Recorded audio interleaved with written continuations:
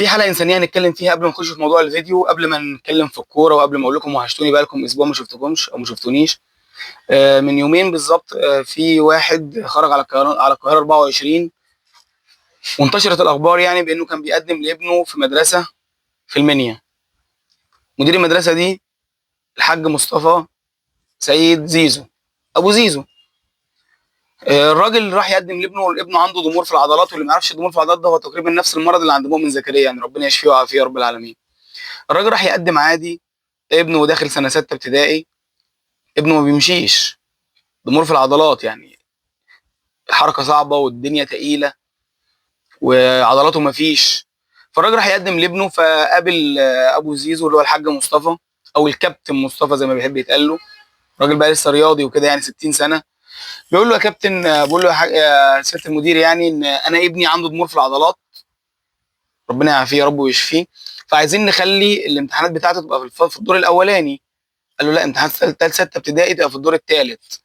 قال له طب انا ابني ممكن اجيب له مرافق خاص على حسابي، او مرافق من المدرسه على حسابي يرافق ابني ويطلعه وينزله، لان انا ابني مش بيقدر يطلع وينزل، وانا ابني تقيل وانا صحيح مش هقدر اشيله.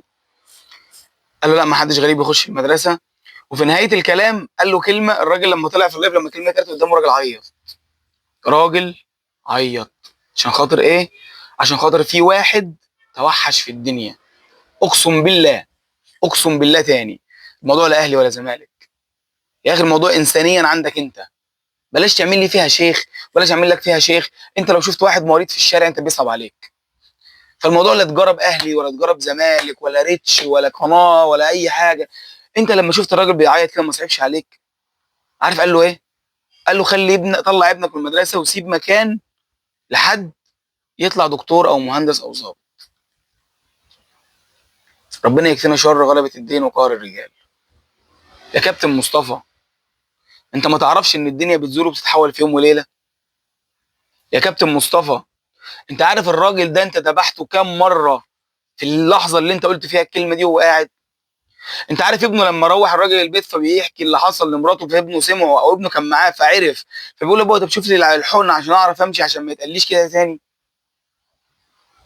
انت عارف ان الراجل ده قادر يعالج ابنه ولا لا وما عالجوش؟ يا كابتن مصطفى، هل انت عارف نفسيا ومعنويا العيل ده عامله ايه دلوقتي؟ كل ده عشان انت ضامن، والضمان لله وحده، ضامن دنيا فيها مال وجاه وعز وسلطه. مال من ابنك، وجاه ان انت ابو زيزو، والعز اللي انت عايش فيه بخير ابنك ربنا يبارك لك فيه يا رب العالمين، والسلطه ان انت راجل مدير مدرسه، وابو زيزو راح ابو زيزو جه. ما بتدومش والله يا كابتن، والله العظيم ما بتدوم. في الاول وفي الاخر مش هنقول غير حسبي الله ونعم الوكيل، لان احنا ما نعرفش نوايا الناس وخبايا النفوس. لو الراجل ده بيتاجر بابنه حسبي الله ونعم الوكيل فيه، لانه في الغالب اثر في كل بني ادم شافه، بخلاف اهلي وزمالك. لو الراجل ده كلامه حقيقي هو حسبي الله ونعم الوكيل في الناس اللي وصلته تقول كده، وفي الشخص اللي كسر بنفسه ونفس ابنه. هنتكلم في الكوره احسن. قبل ما نخش في موضوع الفيديو بقى، عايزك تعمل لايك للفيديو وسبسكرايب للقناه وشير الفيديو كده في كل مكان. عايزين نوصل الفيديو لاكبر عدد ممكن، عشان النهارده ان شاء الله في ماتش الاهلي نطلع نتكلم عنه، وبكره في ماتش الزمالك نطلع نتكلم عنه. اول حاجه بالراحه، انت عارف يا زمالك ان انت لما بتكسب ماتش والغريم بتاعك بيتعادل ماتش او يخسر ماتش الدنيا بتتكركب. ما ينفعش انك تعمله ده على فكره. غريمك خسر او تعادل، اخسر وتعادل يا عم وريحنا واطلع من دماغنا بقى بالدوشه دي. بنعيش في دوشه اسبوع كامل، مش عارفين نركز في شغلنا، ولا عارفين ناكل، ولا عارفين نشرب. دوشه دوشه دوشه دوشه دوشه دوشه. الزمالك عنده شيكو بنزا لازم يتعاقب، الزمالك هيتوقف له القيد عشان مستحقات جوميز، الزمالك جاله واحد من سنه 99 قبل الميلاد قال له انا ليه عندك 3 جنيه ونص فضه فتحوله لذهب. كارثه. كل ده عشان الزمالك كسب ماتش ولا يتعادل؟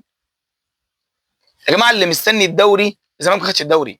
انا اتمنى الزمالك ياخد الدوري، بس انا عارف في الاخر الدوري الاهلي عارف في الاخر الدوري هيروح الاهلي.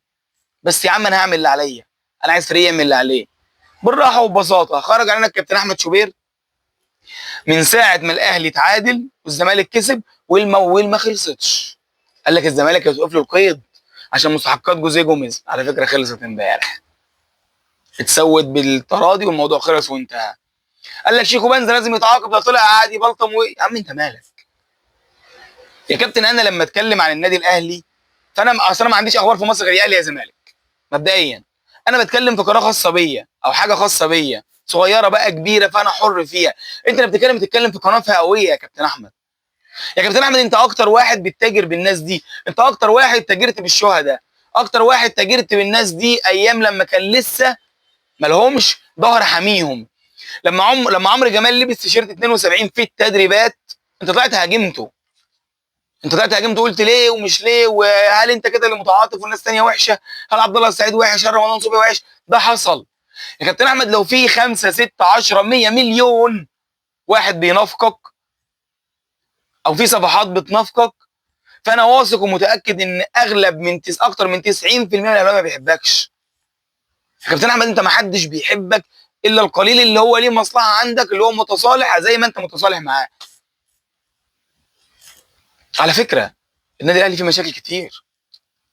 يا كده يا جماعه، طارق سليمان مدرب حراس النادي الاهلي السابق طلع قال لك ان الشناوي لازم يقف، وان الشناوي حارس مرمى مصر الاول، وان حصلت مشاكل، وان طلع على طول الكابتن شوبير سخر قناه النادي الاهلي وبرنامج في قناه النادي الاهلي، البرنامج الرئيسي، عشان يرد على تصريحات واحد كان مسؤول في النادي الاهلي قبل كده. ليه بقى؟ عشان انتقد ابنه. يا معلم وانت ابنك ده خارج النقد؟ يعني ابنك ده الواحد ما ينفعش حد يتكلم عليه؟ ده ابن شوبير، ما ينتقد عادي، ما جونين كانوا في ايده برضه عادي. يعني الكره بتاعت حسام حسن دي اللي هو جه في جون في ماتش فيوتشر، ما غلطه من ابنك في البدايه. هو انت خلاص مستر فزلوكه؟ ما تطلع يا عم.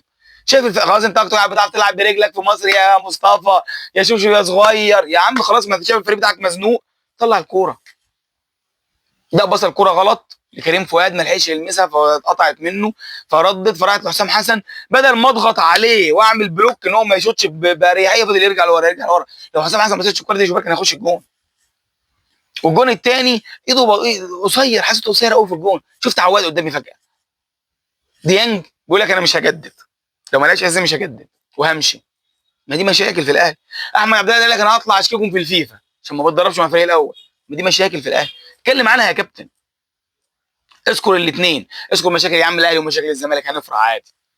ايه المشكله؟ انما انت تسخر برنامج عشان تبرز مشاكل هي موجوده او مش موجوده في الفريق المنافس، ونفس البرنامج تسخره عشان تغداري على مشاكل موجوده بالفعل في النادي بتاعك.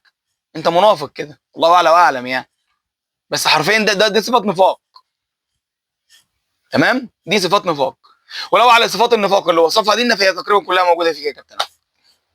والله اعلى واعلم، عشان ما اظنش حد ولا حدش يقتص مني يوم من الايام. هل الزمالك ما فيهوش مشاكل؟ يا عم احنا متغطين بمشاكل، ده احنا بننفض كده نشيل مشاكل، نعمل كده نشيل مشاكل. بس هل الزمالك مشاكله تستدعي ان هو يتعمل له سبوت لايت كامل على مشاكله بس لوحدها؟ لا، مصر كلها فيها مشاكل. بيراميدز مليان مشاكل. بيراميدز راح جايب لاعب برازيلي ب 3.5 مليون دولار، ما كانش معاه في حجز خماسي لحد دلوقتي، ممكن بعد كده يطلع نار من بقه عادي. قال لك اصل شيكو بنزا لما امك تعمل لك رافائيل لياو في البيت. يا عم انت مالك؟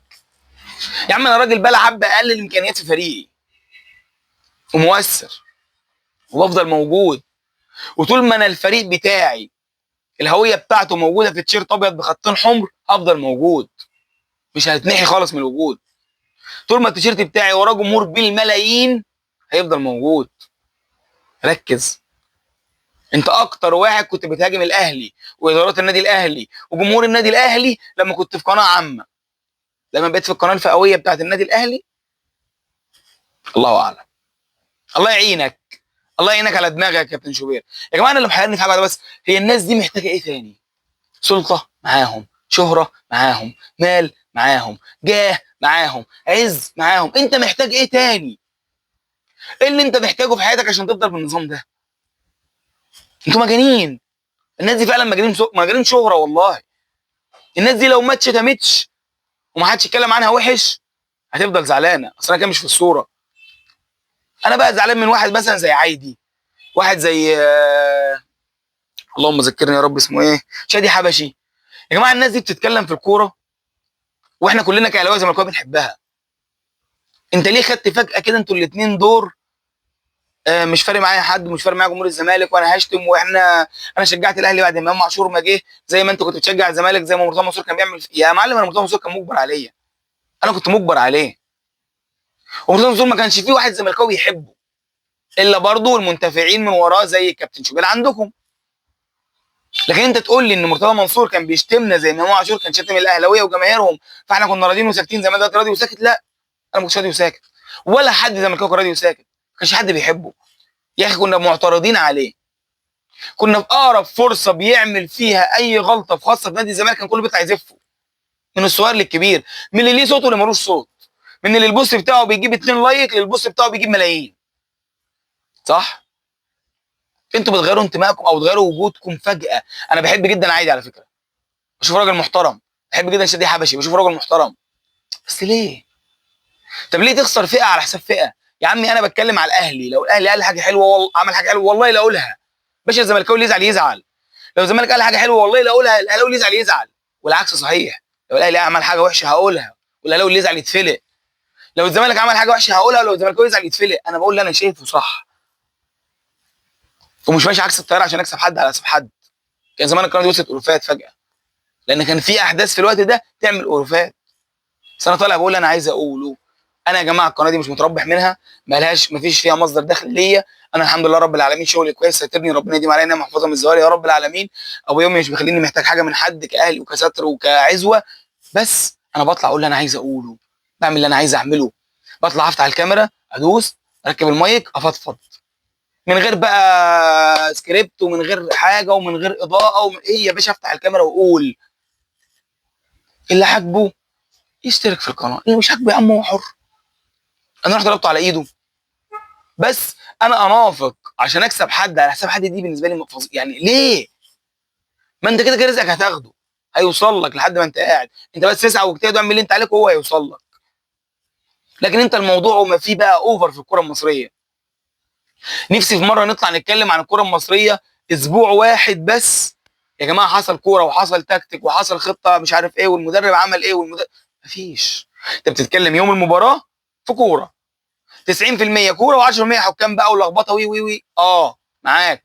تاني يوم المباراه بتتكلم 7% 8% كوره، ولحد المباراه اللي بعدها من 90 ل 95 و93% لخبطه ومشاكل وحوارات وادارات ووقف قيد، وده عايز يمشي وده عايز يقعد، ومدرب بيراميدز ومدرب الاهلي ومدرب الزمالك. عرفت بقى يا معلم يا اللي لابس شيرت نادي الزمالك اللي بتقبض بالملايين ان مكسبك بيربكهم؟ عرفت؟ عرفت ان مجرد تعادل عندهم بيهد معبد مصروف عليه مليارات؟ يبقى انت واجب عليك ان انت تجتهد، واجب عليك ان انت تكمل، واجب عليك ان انت تعمل اقصى ما عندك عشان تفرح جماهير بتشجعك بالملايين، جماهير بتنادي ان انت تلعب بالليل عشان الحر، وهي بتروح لك من الظهر في قلب الاستاد قاعده من غير اكل وشرب، لان التفتيشات صعبه في الاستاد، اللي بيخش يشتري من جوه اكل وشرب ده اللي معاه فلوس، ممكن واحد يجيب ازازه ميه معاه وشكرا. هل انت مقتنع ان الناس دي معاها حق الاكل والشرب والمواصلات اللي بتروح بيها وتيجي بيها؟ لا، هو ممكن ما يكونش معاه، بس هو راح يتفرج على حاجه بيحبها، رايح في عز النار وبيطالب انت تلعب بالليل، عايز يوفر لك حمايه وعايز يوفر لك راحه وعايز يوفر لك فلوس وعايز يوفر لك تجديد عقد وعايز حاجات كتير. لما يطلع لي واحد ناشئ زي محمد السيد عنده 18 سنه ويقعد يفاصل الزمالك يا باشا مشوه، ما تقعدهوليش سنه، لا معلش ما تقعدهوليش سنه، هو فاضل في سنه في عقده، ما تقعدهوليش سنه يا عم، لا مشيه بال 500,000 يورو اللي جايه له، انت بتتكلم في 25 26 مليون جنيه انا ولا بيهم. باشا لو عايز يروح الجزيره هات له توك توك وديه، ايه المشكله؟ ده لاعب ناشئ مش هيعملوا عليه بروباجندا ما تقلقش. ما عندك احمد رضا كان معمول له بروباجندا لمده يوم ولا اتنين عشان ده كان لاعب ناشئ في نادي الزمالك، لا عادي. ياسين مرعي هيتعمل له برضه ضجه يوم اتنين بس لا عادي. مش ده المؤثر، مش ده زيزو ولا امام عاشور ولا بن شرقي عشان يتعمل عليهم صخب ياثر عليك انت كفريق ويرفع معنويات الناس الثانيه، لا. واحد ناشئ يا باشا ما يغور، ما يمشي. حسام عبد المجيد ده بقى اللي لو عايز يقعد قعده سنتين، قصدي سنتين، لما يجي لي فيه مليون دولار يا عم انا بنهزر.